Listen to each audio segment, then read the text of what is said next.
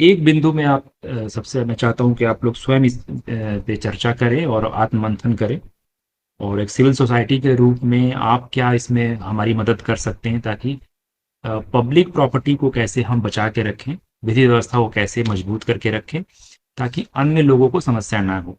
निश्चित रूप से संवैधानिक दृष्टिकोण से देखा जाए तो सभी को अधिकार है लोकतंत्र में अपनी बात रखने का।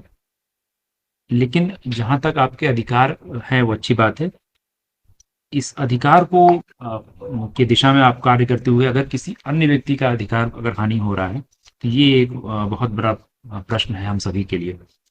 तो पब्लिक प्रॉपर्टी का जो कैसे हम लोग बचा सकते हैं, इसमें एक तरह से सामूहिक प्रयास करना होगा, क्योंकि जो भी सामुदायिक प्रॉपर्टी होती है वो सभी के लिए सभी का उस पर अधिकार है। ऐसे में अगर पब्लिक प्रॉपर्टी पे कोई डिस्ट्रक्शन कर रहा है इस प्रदर्शन के माध्यम से, तब हमें जो भी नियम संगत कार्रवाई करनी पड़ती है वो करना पड़ेगा। और इसमें अगर कोई असामाजिक तत्व जुड़ जाता है, तो फिर उसको हम लोग चिन्हित करके जो भी सख्त कार्रवाई है, नियम संगत कार्रवाई है, वो हम करेंगे। इसमें मैं आप सबसे मदद मदद मांगना चाहता हूँ कि आप ऐसे लोगों को आइडेंटिफाई करें। आपके पास कैमरा है, अगर कोई भी आपके गली मोहल्ले चौक चौराहे पे पब्लिक प्रॉपर्टी को कोई हार्म करना चाहता है, तो उसका फोटो खींच के, वीडियो बना के हमारे नियंत्रण कक्ष के नंबर पे, और इस जो ये हमारा जो सोशल मीडिया प्लेटफॉर्म है, यहाँ पर इंस्टाग्राम पे आप direct one two one message कर सकते हैं। आप सबकी पहचान हम लोग गोपनीय रखेंगे। अ, अब इसमें जो मैं अपनी बात पुनः दोहराना चाहूंगा कि पब्लिक प्रॉपर्टी की रक्षा करना ये हमारी जिम्मेवारी है, और ये आप अ, सबकी जिम्मेवारी है। और हम लोगों के सामूहिक प्रयास से पब्लिक प्रॉपर्टी को हम लोग बचा सकते हैं। उदाहरण के तौर पे आज सब कुछ लगभग सही रहा। समणालय के बाहर जो हमारा करबला का रोड है, वहां पर हमारे जो ट्रैफिक का जो पोस्ट है, वहां पर लोगों ने बैरिकेडिंग को तोड़ दिया। ये बैरिकेडिंग में जो ट्रैफिक ट्रॉलीज होती है उसको तोड़ने, दो ट्रॉली को तोड़ने का प्रयास हुआ। इसमें ये सोचनीय प्रश्न है कि ये जो ट्रॉली है लगी हुई है, ये सरकारी संपत्ति है, और ये टैक्स पेयर्स मतलब आप लोगों के पैसे से ही वो बना हुआ है। तो मैं आपसे प्रश्न पूछना चाहूंगा कि ऐसे में नुकसान तो पब्लिक का ही हो रहा है मूलतः देखा जाए तो मैं आपसे अनुरोध करता हूं कि पब्लिक प्रॉपर्टी को बचाने में हम सब मिलकर प्रयास करें। और मैं आश्वस्त करता हूं कि किसी भी परिस्थिति में पब्लिक प्रॉपर्टी को जो डिस्ट्रॉय करेगा, उसको किसी भी हालत में बख्शा नहीं जाएगा। उसके विरुद्ध जो भी नियम संगत कार्रवाई है वो हो जाएगा।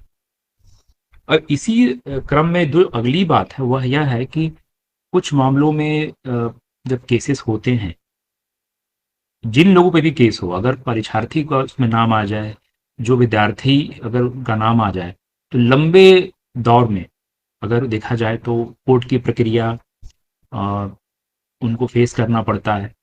और इसमें समस्या हो जाती है कि अ, उनका जो पढ़ाई है वो कहीं ना कहीं बाधित होता है।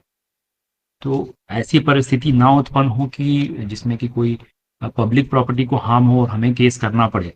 तो ऐसे में हमारे जो विद्यार्थी हैं उनको थोड़ा मुश्किल हो जाएगा। तो मैं आपके माध्यम से अपील करता हूँ कि शांति व्यवस्था कायम करने में आप हमारी मदद करें।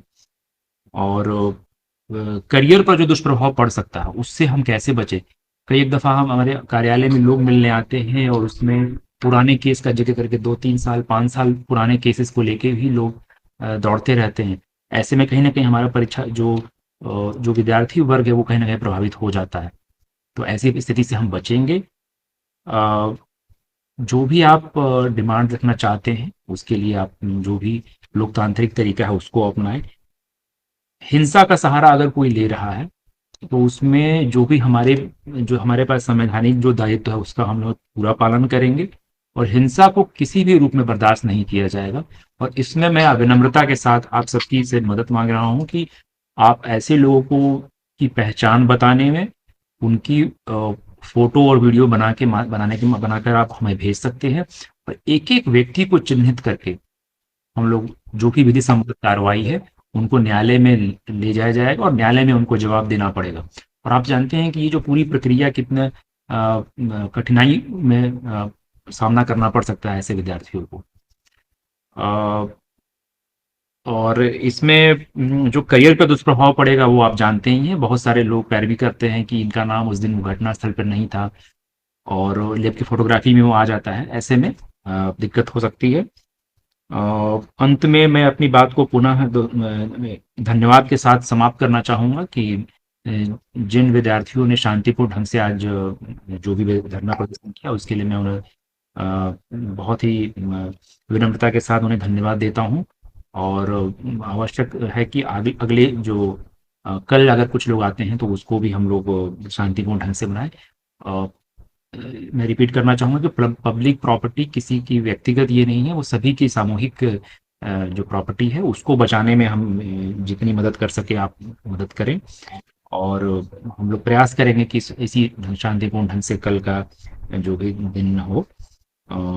इसी आपके माध्यम से मैं यही अपील करना चाहता हूँ।